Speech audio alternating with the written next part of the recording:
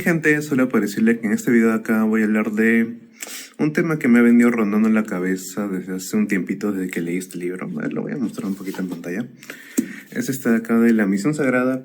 Creo que hablé de los libros que leí en 2025 y bueno, es más que nada porque siempre me hace ruido en la cabeza el tema que les voy a hablar de ahí, ¿no?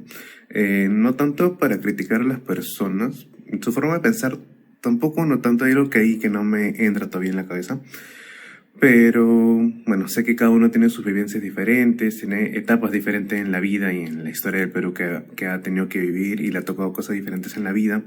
Pero aún así, creo que es un tema un poco que roza todavía lo que es actualmente la sociedad peruana y nada, sinceramente me gustaría hablar de eso dado que nada, entró un poquito acá en juego también con este libro, ¿no? Y al final, una aclaración con otras cosas. Quiero recordar y vuelvo a decir, no juzgo a las personas, juzgo los ideales o las ideas que ellos pueden haber contado en estas pequeñas entrevistas que han tenido y bueno, vamos un poco allá, ¿no? Antes de hablar de los propios historias de los docentes acá en este libro, les vengo a hablar de todo lo que trata el libro un poco. Vamos a hablar un poquito acá. Como bien saben, los videos yo no los tengo muy guionados de por sí porque me gusta ser un poco espontáneo, pero igualmente eso hace que no siempre tenga las palabras justas que decir. Por eso acá al menos he intentado dejar unas notitas, van a verlo a lo largo tal vez, ¿no? De todo lo que grabo, así que bueno, no me juzguen, no tengo plata para comprar los otros separadores, ¿no? Y si ven las páginas dobladas es porque al mismo tiempo de no tener separadores es lo que hago en los carros cuando voy leyendo, ¿no? De por sí, lo que ha hecho Ricardo Cuenca, el psicólogo que escribió este libro, es hablar sobre la docencia en el Perú, sobre todo en las regiones remotas, más que nada, que es de donde vienen las 6 historias, ¿no?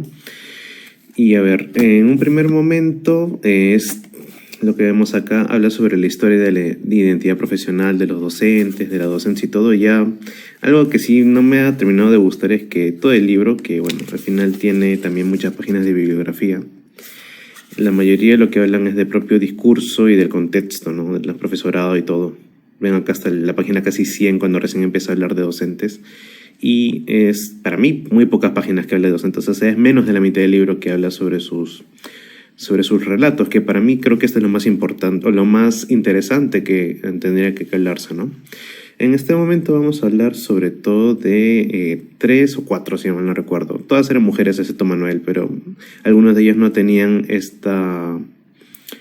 pensamiento que yo tiendo a estar un poco en contra o tener unas diferencias, ¿no? Creo que Asunción, Georgina y Mariela, un poquito con Mirta también, son de las que voy a hablar. Ahora, otra cosa de las que de por sí tampoco me gusta un poco del libro es que en un primer momento, sí habla todo el profesorado, no sé por qué los libros del IEP, un poco acá, no creo que sea un poco disruptor diciendo esto, pero tienen un poco de tinte, un poco de izquierdas en todo lo que hablan acá, digamos, de politizado, ¿no? Acá hablan un poco de la época de Toledo, cuando el Magisterio de Educación y todo, cuando tienen que hacer una actualización para el desarrollo profesional de los docentes, es como que quieren hacer exámenes para que los docentes puedan entrar a plazas y todo. Acá simplemente hablan de que se les tuvo que imponer una exigencia más a los docentes, ¿no? En esa época. Y acá me da un cierto sentido de que el que escribe el texto un poco está juzgando eso, la creación de SUNEDU después, prácticamente de ello. Sigue amplificándolo después en lo que viene siendo lo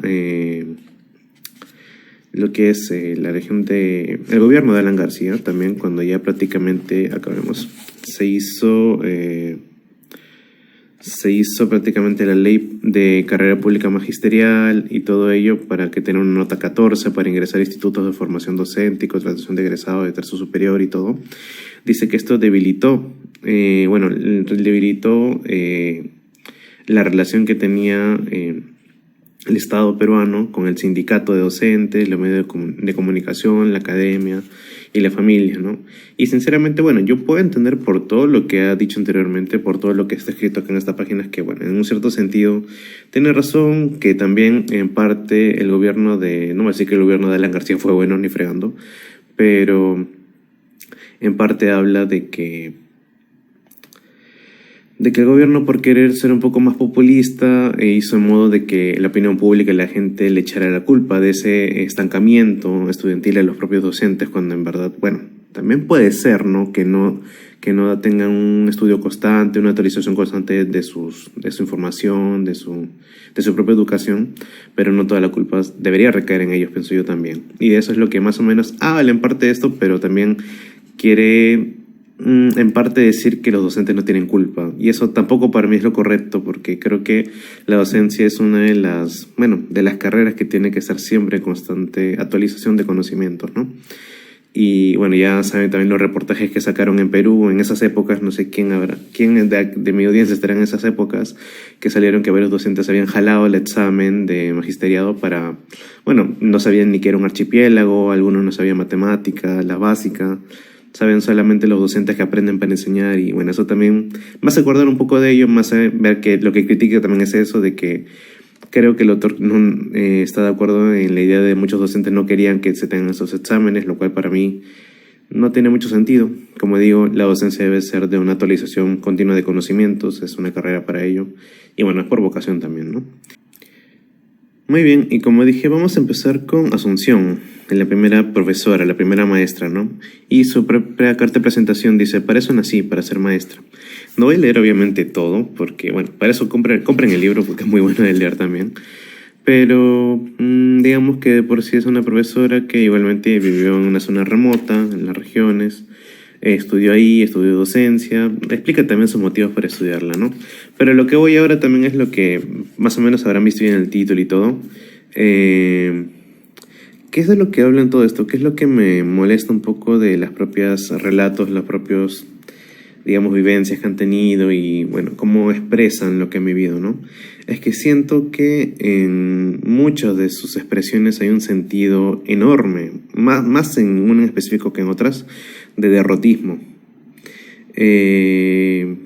¿A qué llamo derrotismo? A que, bueno, para ellos, no digo que estancamiento, porque siempre tratan de salir adelante, aún así, de sus situaciones que a veces son precarias, pero digo derrotismo porque ellos mismos sienten que, bueno, mientras pueda mantenerme al día, mientras no me falte comida, mientras pueda saldar algunas deudas, estaré bien. Y eso me parece un poco derrotista, según la situación que tienen, según lo que pudieron haber logrado y según lo que, bueno, también a la propia mentalidad de las personas, ¿no? Que de por sí ya tienen hijos o que son un poco mayores, de decir que bueno, que no importa, que ya para sus hijos será, hago mis esfuerzos, ya fue, y eso me parece un poco demasiado, ¿no?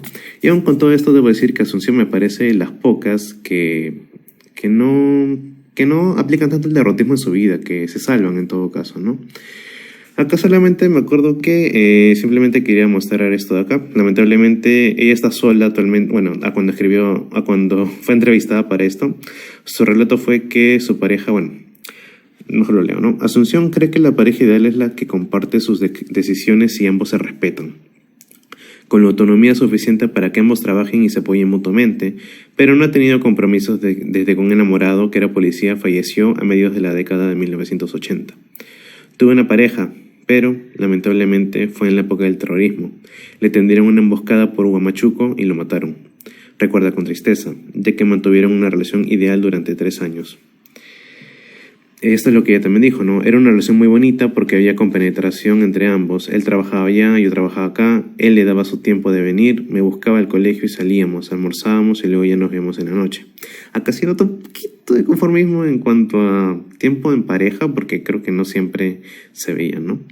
Y a veces él demoraba cada 2 o 3 días y así. Apoyaba él bastante, le gustaba conversar en los temas de formación religiosa, por ejemplo. Decía: Jesús tuvo esta edad, nosotros conocimos hasta los 12 años, pero de ahí a los 31, 32, ¿qué hizo en ese tiempo? Y bueno, más que nada de Asunción, ¿de qué más tenía que hablar de ella? Acá hay otro. Ok. Es lo que su mamá le dijo, ¿no? En una parte su madre le dijo... a su mamá le dice, ¿no? Yo ya no puedo más porque no hay de dónde sacar, no hay de dónde hacer, no hay de dónde hacer algo, no hay de dónde guiarnos más que todo. Entonces ella fue la que me dijo, y se puede decir que gracias a ella yo terminé, porque me dijo: no has pasado tanto trabajo para ingresar, estás a medio camino y no te vas a correr. Así que me dio voz de aliento: seguí adelante y ya me ven ustedes acá. Ahora recuerdo, esto es cuando ella decía que no tenía muchos recursos para poder terminar sus estudios y prácticamente su mamá le dio la inspiración que le faltaba, y para mí eso es todo menos conformista, ¿no? Para mí es un ejemplo lo que hizo su madre prácticamente. Después, disculpen, tenemos acá el paso a Georgina. Ahora sí, esto será un contraste enorme con la que ya hablamos, como con las que siguen, porque creo que esta es la que más tiene esas ínfulas de derrotismo. Y un poquito, acá también se verá el llamamiento a lo machista que puede haber sido del Perú, no diré antiguo, pero del Perú un poco en las regiones remotas y también años atrás, ¿no? Que puede ser que todavía hoy en día siga, pero ya está menos visto, al menos que antes, ¿no? Tenemos a Georgina. Claramente no son nombres reales esto, ¿no? Que dice, tengo la autoestima bien alta. Es una profesora de 54 años, vive actualmente en San Juan del Lurigancho y es natural de un caserío en Huánuco. Su esposo también es huanuqueño y tiene 64 años, o sea, 10 años más que ella. Ahí también me entran ínfulas de... Pero bueno, se conocieron después, ¿no? Hijos solteros de 25 26 años, ya. Después, si quieren encontrar su historia, lo podrán comprar en el libro, ¿no? Ahora, ¿qué es lo que tenemos acá? Acá desde cómo nació su asimilación de propio derrotismo que tiene, ¿no? Acá habla de lo que tenía ella con un novio anterior y todo. Dice, los dos nos ayudábamos, pero en la década de los 90 entró Fujimori y con eso hubo los despidos. Ahí con eso lo sacaron a mi esposo. Primero se dedicó al transporte, no le fue bien. Como él sabía lo que era confección, como ella estudiaba corte y confección también, nos dedicamos a confeccionar lo que es sábanas y continuamos con ese trabajo y con eso nos hemos ayudado para poder nosotros, sobre todo, educar a nuestros hijos. Acá simplemente la pasaron mal. Más adelante habla de que su esposo hizo un poco mal manejo del dinero que se le dio por el despido, de muchas cosas así, y prácticamente con eso en la corte y confección es porque no llegan al día con su sueldo de maestra, ¿no? Acá simplemente habla de empezar de cero porque, bueno, una cosa que les pasa siempre a los primeros comerciantes, a los empresarios, ¿no? Que intentan quedar bien con la gente, dan crédito y todo, pero al final se pueden descapitalizar porque prácticamente alguno de los compradores no es sincero, no es recíproco con la honestidad que le han dado, ¿no? Económicamente considera que su situación no es, como se dice, excelente. Dios nos provee para vivir. El cáncer de la religión. Y añade, después, acá tenemos algo más. Sí. Acá prácticamente creo que más que de carácter de ella, habla del carácter de su esposo, que acá me parece un poquito de ínfula de machismo, aunque bueno, no sé si criticarlo tanto acá como otro más marcado que se verá posteriormente. Dice que, bueno, también su esposo creo que está enfermo, ¿no? Su esposo tiene un carácter fuerte, por lo que ella evita discutir tanto con él como con sus hijos. Procura mantener la comunicación, sobre todo con los varones de la casa. Un poco a veces nos enfrentamos así, en discusiones, pero cuando él grita, yo me callo. Acá sí me parece muy derrotista, muy sumisión, no me gusta esta idea, pero bueno, entiendo que es para no agrandar mucho cuando una persona está caliente, ¿no? Simplemente me callo, lo vuelvo a remarcar. Cuando ya le pasa su cólera, ya converso con él, y esto no está bien tampoco. Mi hijo es un poquito más resistente, no quiere a veces contar sus cosas, pero siempre tengo que estar con él. En el colegio, ¿cuál era el premio que yo le daba? Un beso, un abrazo.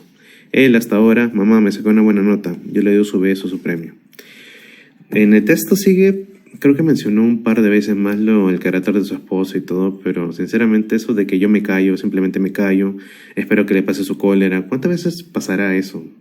He vivido de cerca situaciones así, no en mi familia propia, sino en familiares cercanos, ¿no? Y nunca me ha gustado una actitud como esa. Sí me parece un poco sumisa, pero bueno, es un matrimonio de años también.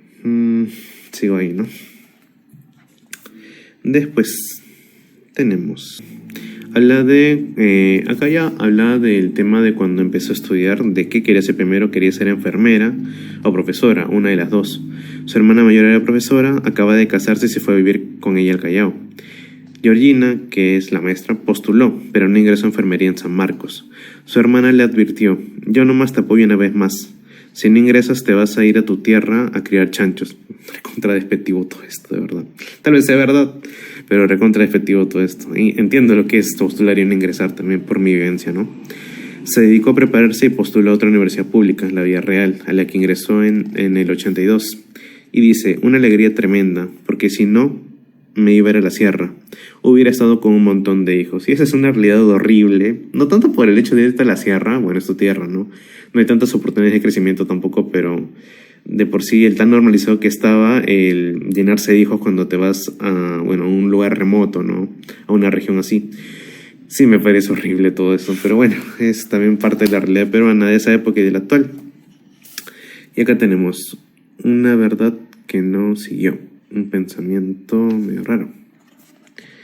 Acá dice, pudo ganar independencia gracias a su trabajo, pero sus notas no fueron tan excelentes. Por ello hubiera preferido dedicar más tiempo a estudiar. Es una gran responsabilidad, pero todo es planificación, organización. Decidió formar su propio hogar y no estar de casa en casa, aunque no se queja y agradece. No me habrán dado un sueldo, pero me dieron un techo, me dieron comida, he sido bien tratada. Y valora que le hayan aconsejado para su bien.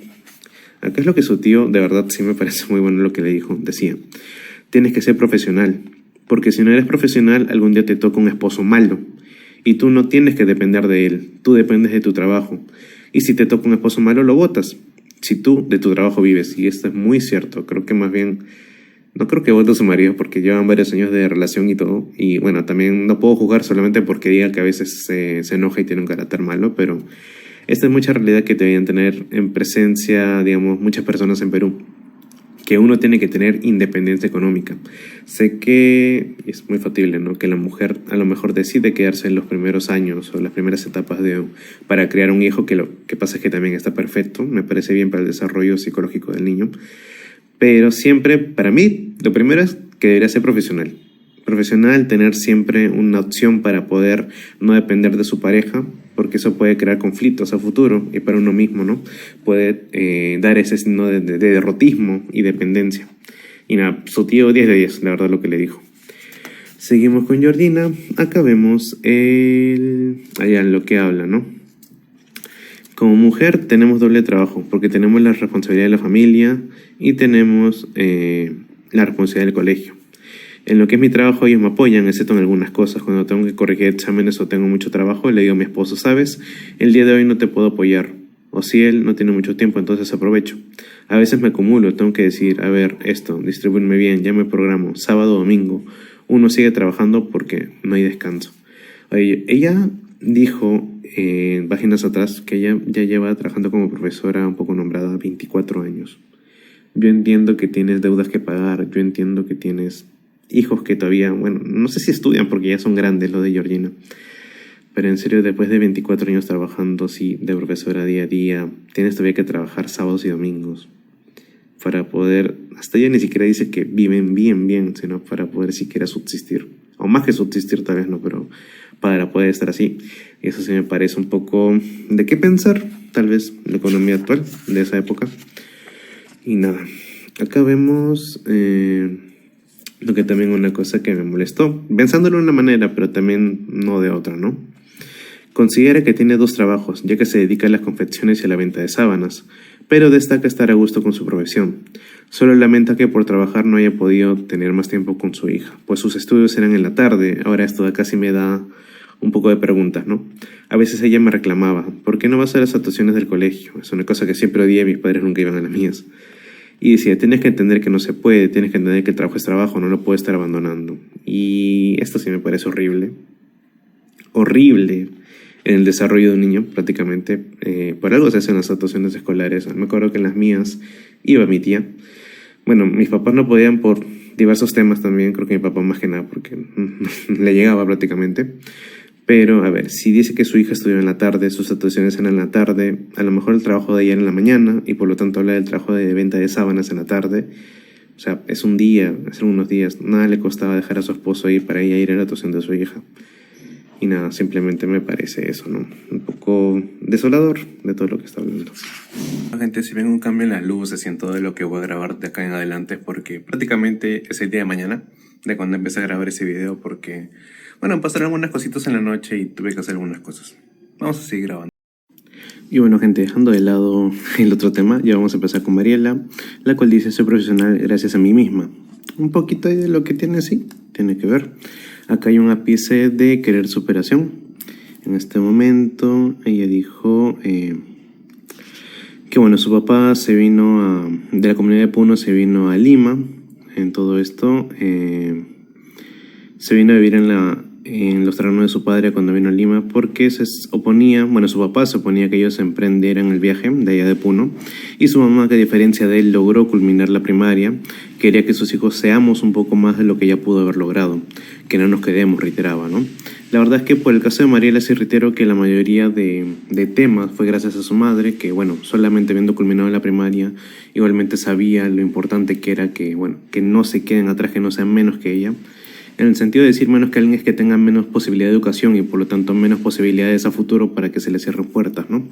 En este caso su mamá era muy diferente a su papá y acá vamos a ver también cuál es la diferencia, ¿no? Ahora, acá también había puesto que ya pues llegué acá y mi mamá es otra de las personas que le gusta surgir. De repente mi papá no la dejaba. Mi mamá nos dijo, no, mis hijos no van a crecer aquí, se van conmigo y no me voy lejos. Aunque sea yo mismo, yo vivo en Esteras, me voy con mis hijos. Y forzosamente mi papá nos tuvo que recibir. Ahí ya se dan cuenta cuál es un poquito la diferencia acá entre padre y madre, ¿no? Acá tenemos también dos cosas de lo que sigue hablando, ¿no? La usanza de la época, que era lo que más o menos veía sus abuelos decir, en todo caso. Decía, pensaba que su mamá de mis abuelitos, que la mujer es de la casa, que debe estar en casa, ver el pastoreo, y el hombre es el que debe estudiar para cuidar la casa, administrar la casa, todo. Y la mujer solamente, ella consideraba que la mujer iba a perder su tiempo allá, que no le correspondía. Mi papá también puso muchas esperanzas en mi hermano, porque él decía igual como ha crecido, el hombre es el jefe de la familia. Esa idea tenía, él es el que manda. Ok, eso, como dije anteriormente, creo que en la otra parte del video, esto es mucho del Perú profundo, más que nada. No quiero decir de una mala manera, ¿no? Pero de las regiones remotas también esta idea, que no voy a decir que está mal o bien de por sí, pero es lo que se tenía ya por, creo que la propia fuerza del hombre, que era el que más tenía que dirigir el hogar y todo ello, pero obviamente en el Perú tal debe estar muy desautorizado ello, ¿no? Después, ¿qué tenemos acá? Acá puse también un poquito que lo que vi conformismo en ella. No tanto de ella misma, sino creo que también de su madre, ¿no?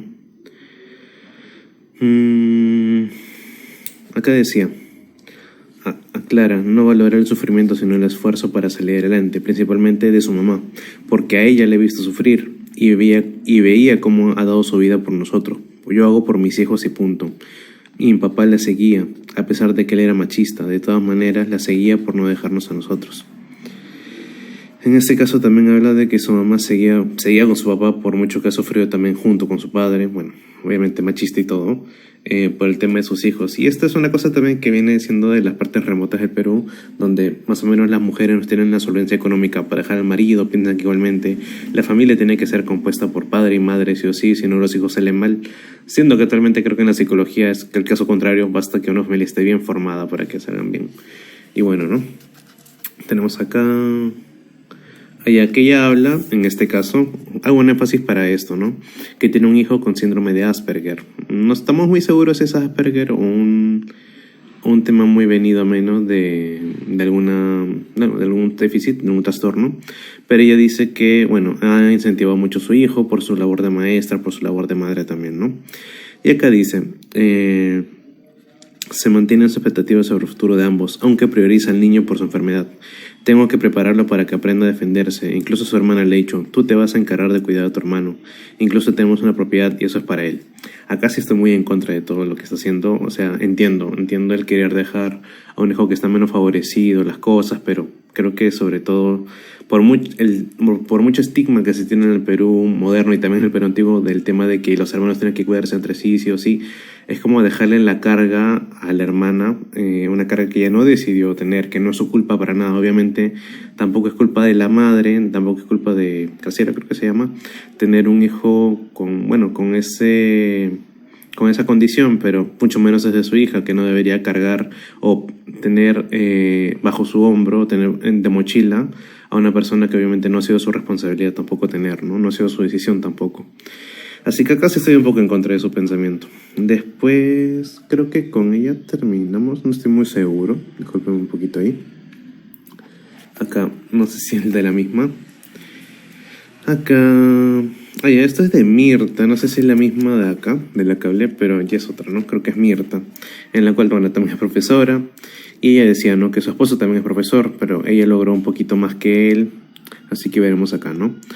Decía, aunque no lo crean, mi esposo me dijo para estudiar y después no le gustó. Decía que tanto estudio, ¿por qué tanta cosa? ¿Que para qué me va a servir? No quería que salga, ya muchas cosas, mejor ya deja eso, y yo decía, pero yo quiero ser. Es bastante sacrificio, ese estudio. Yo estudiaba cuando estaba embarazada, con un hijito y seguía. Y tenía hijitos pequeños y estudiaba. Daba mi examen con mis hijos sentaditos ahí, no se muevan, yo seguía. Esa es una dedicación enorme que también he visto, bueno, en parte de mi madre, aunque yo ya era un poco grande y todo. Estudiar cuando tienes hijos es una dedicación enorme y la verdad es una cosa de admirar. Igualmente está acá el machismo, ¿no? Que el machismo y la envidia profesional, como dice ella, ¿no? Ella atribuye celos profesionales, yo le diría más que celos envidia. Dice, porque yo logré y él no logró. Esa es parte de la cotidianidad, ¿no? Pero no deja de ser machismo en todo caso. Acá creo que ya de lo último que puse, era que el trabajo de su vida es para sus hijos, en la medida en que el futuro no es para mí, es para ellos, para que tengan una mejor calidad de vida. Y también señala que se ha dedicado a ellos como una forma de retribuir lo que ya recibió de sus padres e incluso mejorado lo que pudieron darle a ella. Yo que también pienso que eso de yo trabajo para mis hijos, hago todo para ellos, soy una madre negada, todo eso también es una forma de derrotismo para mí. Es como que, bueno, no te importa sufrir, no te importa prácticamente ahorrar de sol a sol, no te importa estar en la michi, porque bueno, el futuro van a ser tus hijos y eso es lo que importa. Yo también soy del pensamiento que, bueno, cada uno decide, pero pienso que la vida es una, ¿para qué vas a solamente estar para sufrir, no? Y bueno, gente, perdonen por ese pequeño corte y bueno, el tono de llamada de mi celular. Chismecito para mí privado y todo. Lo que pasa es que a mi papá le acaban de robar el celular en la mañana y hemos estado ahí bloqueando números, todo. Y bueno, los familiares que lo llaman a menudo están un poquito preocupados porque él normalmente no apaga su celular, ¿no? Pero bueno, creo que con esto de Mirta ya más o menos he dado a entender el tema de por qué me molesta un poco, o tengo una molestia, un quisquillo acá con lo que tiene esos relatos, ¿no? Y sobre todo con el libro en específico. Pero me acuerdo que leyendo esto, y justo hablando de derrotismo, me acuerdo de otra cosa que hemos visto en otro libro. Específicamente hablaré de por qué no vivir en el Perú. He hecho muchos cortos de las citas de este libro porque, vamos, tiene varias respuestas buenas. Y esto tengo que meterlo todavía en mis citas de libros. Y no sé si lo voy a hacer, la verdad es que hay demasiadas. No sabría por cuál empezar. Pero vamos a uno en específico que nos da Javier Massa, ¿no? Vamos a hablar un poco de esto. Es graduado en Comunicaciones de la Universidad de Lima. Pituquito. Es asesor en comunicación política y trabaja en campañas presidenciales en varios países latinoamericanos. Profesor de debates y media training en el Diplomado de Marketing Político de la Universidad Pone su propia advertencia, que prácticamente es lo que más o menos se tiene. Pensé que era una página nada más, pero tiene varias. Pero más o menos con la idea principal ya lo sabremos, ¿no? Dice, tenemos acá, advertencia, chauvinistas no lean este artículo. Yo soy un poco chauvinista, pero bueno. Dice, vivo en Estados Unidos desde hace más de 25 años. Soy ciudadano de este país y lo considero mi hogar. No mi hogar adoptivo. De hecho, las veces que he visitado Perú me he sentido eso, un visitante, un turista, un extraño. Probablemente este texto ofenda a más de uno, especialmente a los chauvinistas que lamentablemente abundan en el Perú. Aquellos que piensan con total convencimiento que el Perú es el mejor país del mundo. No puedo aceptar eso siendo el Perú un país donde se nos enseñó en la escuela a rendir culto, se nos enseñó en la escuela a rendir culto a la derrota. Esa es una frase que me ha perseguido mucho, la verdad. Siempre me acuerdo de eso. Comenzando por nuestros héroes en la Guerra del Pacífico. Grau, Bolognesi, Ugarte. Todos ellos fueron muy valientes y dieron sus vidas por el Perú, pero todos, sin excepción, fueron unos perdedores. No ganaron su guerra. Igual filosofía entramos en el deporte. Aquello de jugamos como nunca, pero perdimos como siempre. O aquello de qué bonito jugó Perú, aunque nos metieran 5 goles. El peruano ha adoptado la cultura del loser, del buen perdedor. Fue en Perú donde escuché por primera vez aquello de la derrota honrosa. Tremenda estupidez que le ha hecho tanto daño a la autoestima del peruano. La derrota es deshonrosa, por definición. El peruano, hablo intencionalmente en tercera persona, se acostumbró a vivir con el fracaso, a contentarse con el premio consuelo. Nunca entendí ni acepté eso. Hablaría más de él, aunque claro, creo que lo mejor sería que cada uno leyera este libro porque es muy bueno, la verdad. Aunque está un poco desactualizado su propia forma de ver el Perú moderno, Yo diría que, sinceramente, la primera vez que lo leí estaba leyéndolo con enojo. Creo que sí soy un poco chauvinista en esa parte, pero después analizándolo bien y todo, pues tiene razón. Somos un país que, bueno, le rinde culto a la derrota en todo caso. Un país que le tiene miedo a veces, bueno, no todos, pero tiene miedo a veces a solamente admitir que, bueno, no se logró y punto. No es nada, digamos, un premio consuelo decir, bueno, ya lo serán mis hijos, bueno, ya será en otra vida, o cosas así, ¿no? Ahora también, hay muchas formas de decirlo, no se podrá explicar tan bien, acá es una partecita de guión, ¿no? ¿Por qué existe tanto conformismo en Perú? Esto puede ser prácticamente una desesperanza aprendida tras intentos fallidos de progreso, ¿no? Obviamente se ve como en las historias de Mariela o Georgina, creo que era, cuando bueno, su esposo usó su liquidación de lo que lo despidieron de sus trabajos en la época de Fujimori en intentar hacer algo de transporte y al final no se pudo, ¿no? Obviamente, intentos fallidos muchas veces es como que ya te desanimas y dices, bueno, al final no seré yo el que podrá surgir. Y aparte de esto, hay mucha corrupción en el país y en puestos y plazas docentes no creo que sea la excepción, pero creo también que para estos casos en específico, en estos casos puntuales que se hablan en este libro, no entra mucho a resaltar eso, ¿no? Después también hablamos de un tema importante, la precariedad económica del Perú, sobre todo, ¿no? Actualmente la precariedad económica es enorme, con todas las extorsiones, con todo el robo, el alza de petróleo, el alza del gas que ha habido últimamente. Y bueno, aunque no es la época en la cual se escribe este libro, igualmente creo que en esa época también hubo esta desesperanza económica, ¿no? Una precariedad enorme que tiene la gente a pesar de ser profesional, como son el caso de estos profesores. Y bueno, más que análisis, creo que es lo que yo más o menos opino de todo esto. Me hizo un énfasis de simplemente hacer mi opinión sobre esto. Y bueno, ¿con qué me gustaría terminar todo este video? Que bueno, no me voy a despedir como siempre, pero me gustaría terminarlo con una pregunta. ¿Seremos siempre, en verdad, un país de derrotistas?